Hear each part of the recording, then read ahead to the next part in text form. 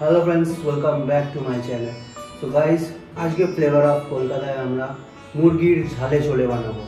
খুব একটা simple recipe আর ইনগ্রেডিয়েন্টসগুলো খুব সিম্পল আমরা এখানে ইউজ করছি। প্রথমেই আমরা এখানে 250 থেকে 300 গ্রাম মতন চিকেন আমরা নিয়ে নিয়েছি। আমরা হলুদ নেব, এখানে কিছু রসুন রয়েছে, রসুনের কোয়া রয়েছে, এবার একটু আদা রসুন পেস্টও নিয়ে নিয়েছি, একটুখানি চিনি দেবো জাস্ট ফর কালার। এখানে আমরা ঝাল লঙ্কা নিয়েছি, লঙ্কা গুঁড়ো, এখানে কাঁচা লঙ্কা আর শুকনো লঙ্কা আছে, এটা আমাদের কাশ্মীরি লঙ্কা যেটা আমরা ইউজ করব। এখানে কটা গোলমরিচ নেবো, এখানে কটা গোলমরিচ রেখে দিয়েছি, একটুখানি গন্ধ লেবু দেবো জাস্ট ফর ফ্লেভার্স। আর এখানে আমার কিছু মশলা বানানো ছিল, সেই মশলাটাই আমি ইউজ করছি। মশলাটা আমি পরে বলে দেবো কী কী মশলা দিয়েছি এখানে। এবং এখানে আমি আলু সেদ্ধ করে রেখেছি, টমেটো আছে এবং পেঁয়াজ। তো এই দিয়ে আমাদের পুরো রান্নাটা হবে আজকে। সো দেখতে থাকুন।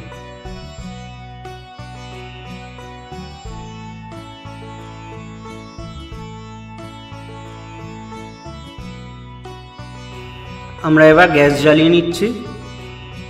এবার একটা কড়াইয়ের মধ্যে তেল দিয়ে নেব। তেল গরম হলে একে একে সেদ্ধ করা আলুগুলো আমরা এখানে দিয়ে নিচ্ছি। আলু দেওয়া হয়ে গেলে একটু হলুদ আর একটু নুন দিয়ে ভালো করে ভেজে নেব আলুগুলোকে। আলুগুলো ভালো করে ভাজা হয়ে গেলে একটা পাত্রে তুলে রেখে দেব।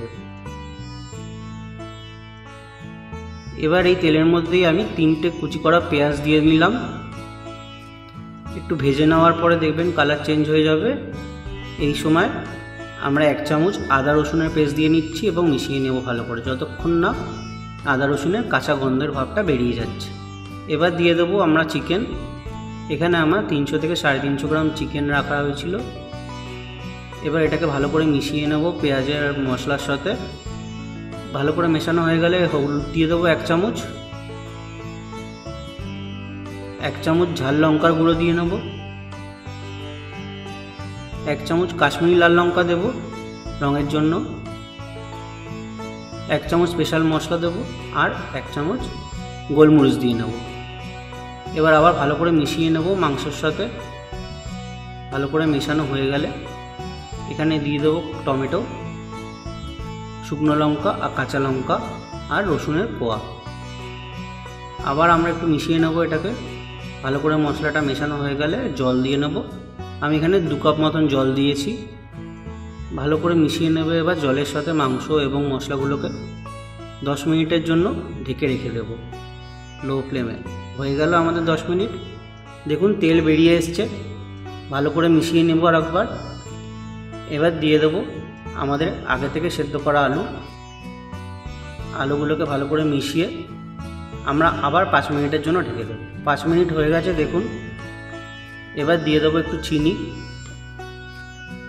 দিয়ে দেবো গন্ধরাজ লেবুর পাতা এবং গন্ধরাজ লেবুর জুস দিয়ে ভালো করে মিশিয়ে নেব এবং আবার 5 মিনিটের জন্য ঢেকে দেব। 5 মিনিট হয়ে গেলে দেখবেন আমাদের চিকেন রেডি হয়ে গেছে। আমরা একটু মিশিয়ে নেব যাতে নিচটা না লেগে যায়। এই রেসিপিটা খুবই অসাধারণ লাগে ভাতের সাথে খেতে এবং রুটির সাথেও ট্রাই করতে পারেন। আমাদের মুরগির ঝালে ঝোলের রেসিপি রেডি হয়ে গেছে, ট্রাই করবেন।